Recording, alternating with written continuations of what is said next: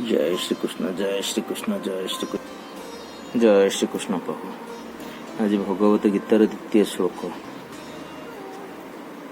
दृष्टा तु पांडवानिकः ब्रूढ दुर्योधनस्तव आचार्यम्युपसगम्यं राजा वचनमब्रवीत्। संजय कहिले, हे राजा, पांडव मानकर पांडुपुत्र मानकर सैन्य मानकु देखिला परे राजा दुर्योधन गुरुଙ୍କ निकटକୁ गले एवं निम्न मते कहिबाकु लागिले। धृतराष्ट्र जन्मରୁ ଅନ୍ଧ ଥିଲେ। दुर्भाग्यवशत से ମଧ୍ୟ दिव्य दृष्टिରୁ ବଞ୍ଚିତ ହୋଇଥିଲେ।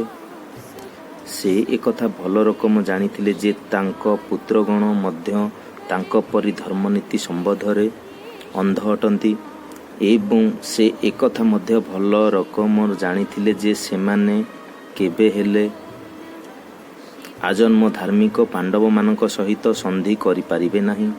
ସେଥିପାଇଁ ସେ ତୀର୍ଥସ୍ଥାନର ପ୍ରଭାବ ସମ୍ବନ୍ଧରେ ସନ୍ଦିହାନ ଥିଲା।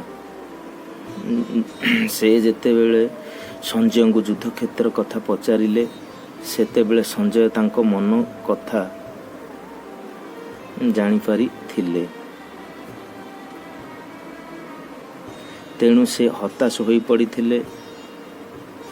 ରାଜାଙ୍କୁ ଟିକିଏ ପ୍ରେରଣା ଦେବାକୁ ଇଚ୍ଛା କଲେ ଏବଂ ସେଥିପାଇଁ ସେ ତାଙ୍କୁ ଚେତାବନୀ ଶୁଣାଇ କହିଲେ ଯେ ତାଙ୍କ ପୁତ୍ରଗଣ ତୀର୍ଥସ୍ଥାନର ପ୍ରଭାବରେ ପ୍ରଭାବିତ ହୋଇ କେବେ ହେଲେ ସନ୍ଧି କରୁନାହାନ୍ତି। ତେଣୁ ସଞ୍ଜୟ ରାଜା ଧୃତରାଷ୍ଟ୍ରଙ୍କୁ କହିଲେ ଯେ ତାଙ୍କ ପୁତ୍ର ଦୁର୍ଯ୍ୟୋଧନ ପାଣ୍ଡବମାନଙ୍କର ସୈନ୍ୟ ଦେଖିଲା ପରେ ସଙ୍ଗେ ସଙ୍ଗେ ସେନାପତି ଦ୍ରୋଣାଚାର୍ଯ୍ୟଙ୍କ ନିକଟକୁ ଯାଇ ପ୍ରକୃତ ଅବସ୍ଥାନର ବୁଝାଇ କହିଲେ, ଯଦି ଦୁର୍ଯ୍ୟୋଧନଙ୍କୁ ଏଠାରେ ରାଜା ବୋଲି କୁହାଯାଇଅଛି ତଥାପି ଅବସ୍ଥାର ଗୁରୁତ୍ୱ ଯୋଗୁଁ ସେ ସେନାପତିଙ୍କ ନିକଟକୁ ଯାଇଥିଲେ। ତେଣୁ ସେ ଏକ ରାଜନୀତିଜ୍ଞ ହେବାକୁ ସମ୍ପୂର୍ଣ୍ଣ ଯୋଗ୍ୟ ଥିଲେ।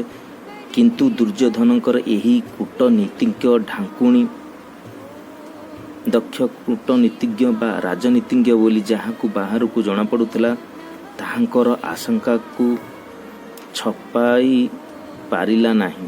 ସେ ଯେତେବେଳେ ପାଣ୍ଡବମାନଙ୍କର ସୈନ୍ୟସଜ୍ଜା ଦେଖିଲେ ସେତେବେଳେ ସେ ଯେ ଭୀତତ୍ରସ୍ତ ହୋଇପଡ଼ିଥିଲେ।